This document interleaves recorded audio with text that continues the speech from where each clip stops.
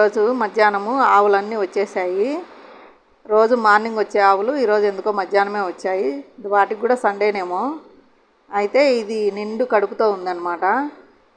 అరటిపండు పెడితే ఎంతకీ తినలేదు, వాసన చూసి వదిలేసింది. తర్వాత ఏమో బంతిపూలు చూపిస్తే అవి తినేసింది.